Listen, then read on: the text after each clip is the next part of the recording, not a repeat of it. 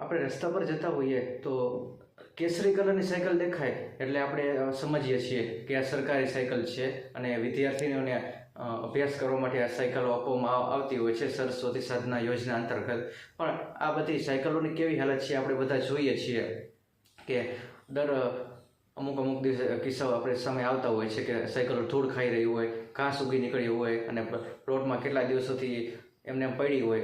પરંતુ આ સાયકલોની આવી હાલત કેમ થઈ જાય છે મિત્રો?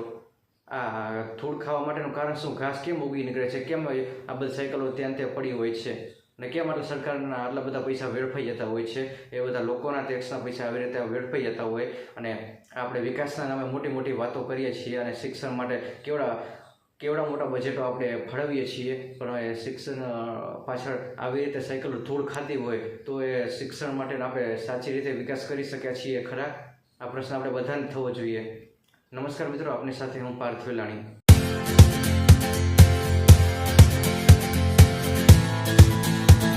પ્લોટમાં આ બધી સાયકલો ધૂળ ખાઈ રહી છે અને આ 2023ની આ સાયકલો છે ગુજરાત સરકારની, અને જ્યાં ઘાસ ઉગી ગયું છે મિત્રો. આ લાઈવ દ્રશ્યો તમને દેખાડવાના છે મિત્રો. આપ જોઈ શકો છો 2023 શાળા પ્રવેશ ઉત્સવ.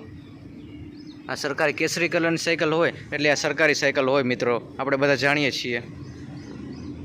ને આવું હળવદમાં થયું હોય એવું જ નથી મિત્રો, આવું દરેક જગ્યાએ થતું જોવા મળતું હોય છે. આપણે મોરબીમાં પણ જોયું અને ગુજરાતના અલગ અલગ વિસ્તારોમાં આવી રીતે સાયકલો ધૂળ ખાઈ રહી હોય અને એમાં ઘાસ ઉગી નીકળ્યું હોય, એમાં આપણે બધા સાક્ષી રહ્યા છીએ અને આપણે બધા જોઈએ છીએ અને એમાં કંઈ નવું નથી મિત્રો. અને હળવદનું આ એક વિષય અત્યારે આપણી સામે આવ્યો, આ અમને ધ્યાનમાં આવ્યું એટલે આ પ્લેટફોર્મ ઉપર અમે રજૂ કર્યું અને બતાવ્યું છે. અને આ સરકારની આ વાસ્તવિકતા છે મિત્રો.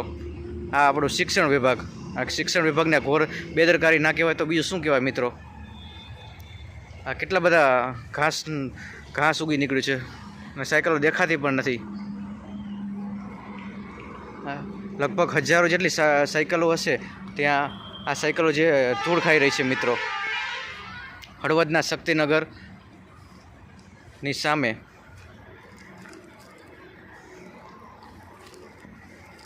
આ જોઈ શકો છો મિત્રો, લાઈવ દ્રશ્યો છે આ બધા.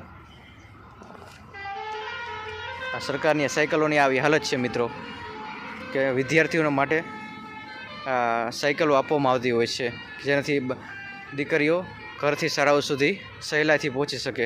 પરંતુ આ સાયકલો આવી રીતે ધૂળ ખાઈ રહી હોય તો આવી રીતે કેવી રીતે શિક્ષણ દીકરીઓનું? આ શિક્ષણ વિભાગની મોટી બેદરકારી ના કહેવાય તો શું કહેવાય મિત્રો? હવે આ બધા કિસ્સાઓ જે બની રહ્યા છે કોની પાસે ફરિયાદ કરવાની, કોની પાસે જવાબો માગવાના આપણે? શિક્ષણ વિભાગ તો હાથ ઊંચા કરી લે છે મિત્રો. અને આટલી બધી સાયકલોની આવી હાલત છે મિત્રો. અને આમાં કેટલીક ચોરાઈ ગઈ હોય તો એમાં પણ ના નહીં, કારણ કે આ ચાર જગ્યા પર છે, ખુલ્લું જ છે, રાત્રે કાંઈ પણ થઈ શકે. આમાં તો કોઈને કંઈ કહેવાવાળું છે જ નહીં મિત્રો. એટલે આ બધું ચાલી રહ્યું છે. સાયકલોની આવી હાલત છે. આ શિક્ષણ વિભાગ આપણું, આવું શિક્ષણ વિભાગ હોય આ ગુજરાતનું તો કેવી રીતે આ વિદ્યાર્થીઓનું શિક્ષણ આગળ વધી શકે મિત્રો? કે આવી રીતે ધૂળ ખાતી હોય સાયકલો, ઘાસ ઉગી ગયું હોય.